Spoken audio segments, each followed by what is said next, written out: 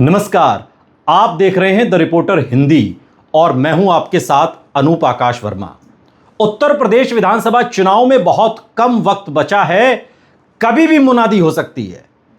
लेकिन समाजवादी पार्टी और एआईएमआईएम क्या मिलेंगे या नहीं मिलेंगे, इसको लेकर अब तस्वीर आईने की तरह साफ होने लगी है। अखिलेश यादव ने जो तेवर दिखाए हैं और उसके बाद एआईएमआईएम के उत्तर प्रदेश अध्यक्ष शौकत अली ने जो तेवर दिखाए, उसमें अब गठबंधन होता हुआ किसी एंगल से दिखाई देता नहीं। तो सवाल यह उठता है कि अगर असदुद्दीन ओवैसी जो तकरीबन 200 विधानसभा सीटों पर चुनाव लड़ने का दावा करते हैं, उत्तर प्रदेश में 1 करोड़ कार्यकर्ता बनाने का दावा करते हैं, उत्तर प्रदेश के अंदर यह दावा करते हैं कि उनके बिना 2027 में सरकार बन नहीं सकती, सवाल यह है कि उत्तर प्रदेश में असदुद्दीन ओवैसी कितनी विधानसभा सीटों पर समाजवादी पार्टी कांग्रेस गठबंधन को नुकसान पहुंचा सकते हैं। क्योंकि उत्तर प्रदेश विधानसभा चुनाव 2027 की जो राजनीतिक बिसात है, उस पर यदि कोई ऐसा कारक है जो सीधे समाजवादी पार्टी के मुस्लिम वोट बैंक को प्रभावित कर सकता है, तो वो सिर्फ असदुद्दीन ओवैसी हैं और उनकी एआईएमआईएम है। हालांकि 2022 के विधानसभा चुनाव में एआईएमआईएम एक भी सीट नहीं जीत सकी और उसका राज्यव्यापी जो वोट शेयर है वो केवल लगभग 0.49% रहा। लेकिन चुनावी राजनीति में केवल वोट प्रतिशत ही निर्णायक नहीं होता, बल्कि उन सीटों पर वोटों का बंटवारा अधिक महत्वपूर्ण होता है, जहां पर जीत हार का अंतर कुछ 100 वोटों या कुछ 1000 वोटों का होता है। और पिछले विधानसभा चुनाव में ऐसी कई सीटें रही जहां पर समाजवादी पार्टी सिर्फ इसलिए चुनाव हारी कि जितने अंतर से वो चुनाव हारी, उससे ज्यादा वोट एआईएमआईएम कैंडिडेट ले गए। और यही कारण है कि राजनीतिक विश्लेषक ये मानते हैं कि ओवैसी की पार्टी का प्रभाव पूरे उत्तर प्रदेश में नहीं, बल्कि चुनिंदा मुस्लिम बाहुल्य और मिश्रित आबादी वाले इलाकों में दिखाई देता है। पश्चिमी उत्तर प्रदेश में मेरठ, मुरादाबाद, संभल, अमरोहा, बिजनौर, सहारनपुर मंडल की कई सीटें ऐसी हैं जहां पर मुस्लिम मतदाता 30 से 50% तक हैं। 2022 में मुरादाबाद नगर सीट इसका सबसे चर्चित उदाहरण बनी थी, जहां बीजेपी उम्मीदवार लगभग 782 वोटों से जीते, जबकि एआईएमआईएम के उम्मीदवार को इससे कहीं अधिक वोट मिले।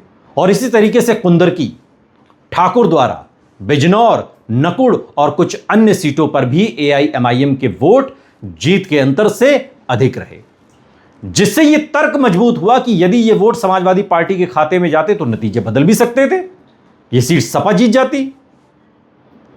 और तमाम जो बड़े चैनलों ने और उसके बाद तमाम यूट्यूबर्स ने जो विश्लेषण किया और जो डेटा निकलकर फाइनल फिर सामने आया, लगभग 7 से 8 विधानसभा सीटों की जो पहचान हुई जहां पर एआईएमआईएम के वोट जीत के अंतर से अधिक थे और इससे बीजेपी को अप्रत्यक्ष लाभ मिला। अब अगर हम इस पूरे गणित को जोनवार समझें तो पश्चिमी उत्तर प्रदेश सबसे संवेदनशील क्षेत्र माना जाता है। यहां मेरठ, मुरादाबाद, संभल, बिजनौर, अमरोहा और सहारनपुर बेल्ट में एआईएमआईएम मुस्लिम युवाओं और पसमानदा तबकों के बीच सीमित लेकिन प्रभावशाली पैठ बनाने की कोशिश करती रही है। अब 2027 में भी ओवैसी अगर 40 से 60 सीटों पर उम्मीदवार उतारते हैं, हालांकि वो 200 की बात कर रहे हैं, लेकिन 200 तो एक बड़ी लड़ाई है। हम सीरियस फाइट की बात करें, जहां सीरियसली उन्हें लड़ना है 40 से 60 सीटें, तो मुरादाबाद नगर, कुंदरकी, बिजनौर, नकुड़, धामपुर, संभल, असमौली और कुछ अन्य सीटों पर समाजवादी पार्टी के लिए चुनौती बढ़ सकती है।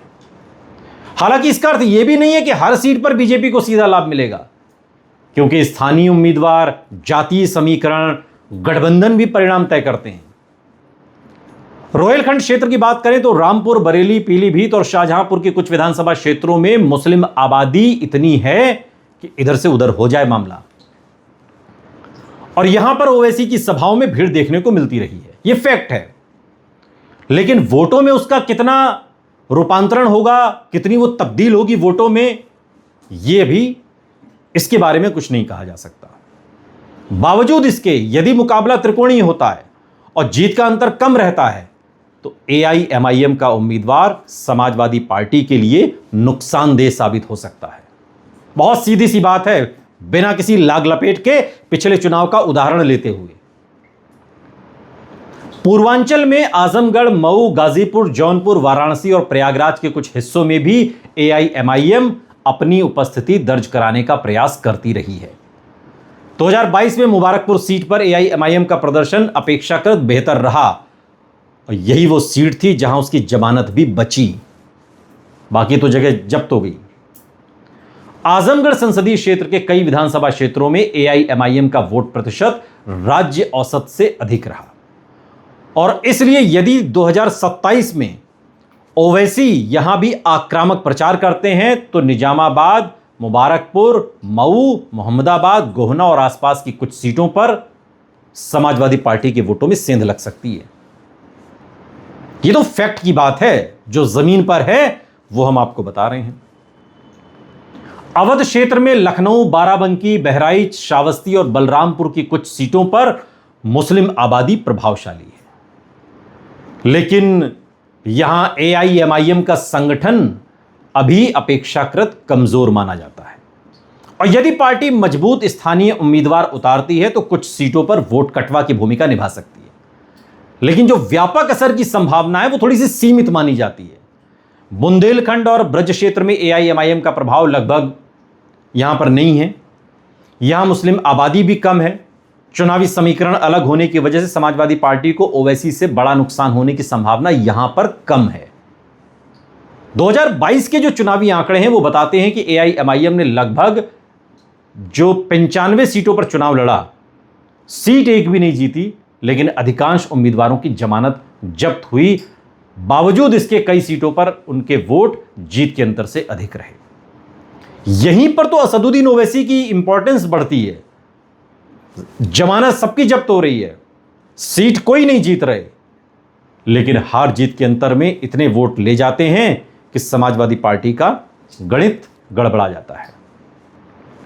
अब जो राजनीतिक पंडित हैं उनके अनुसार बीजेपी गठबंधन की जिन सीटों पर जीत का अंतर बहुत कम था, उनमें से लगभग 7-8 सीटों पर AIMIM के वोट निर्णायक साबित हो सकते थे।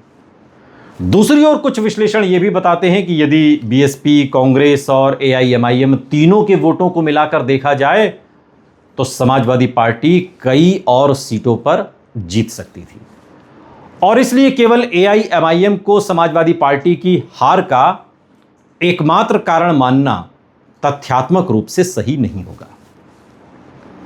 2027 के चुनाव की बात करें तो समाजवादी पार्टी की रणनीति का आधार अब PDA है, MY नहीं है, पिछड़ा, दलित, अल्पसंख्यक।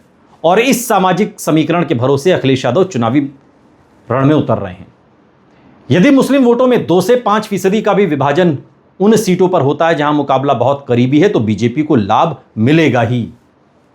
लेकिन यदि समाजवादी पार्टी 2024 लोकसभा चुनाव की तरह व्यापक सामाजिक गठबंधन बनाए रखने में कामयाब होती है, टिकट का बंटवारा ऐसे होता है जिसमें PDA फॉर्मूला साफ तौर पर दिखाई दे और मुस्लिम मतदाताओं का ध्रुवीकरण उसके पक्ष में बना रहता है, तो AIMIM का प्रभाव सीमित रह सकता है। दूसरी ओर यदि स्थानीय असंतोष, टिकट वितरण या उम्मीदवार चयन को लेकर नाराजगी होती है तो ओवैसी की पार्टी कुछ विधानसभा क्षेत्रों में चुनावी गणित को बदल भी सकती है।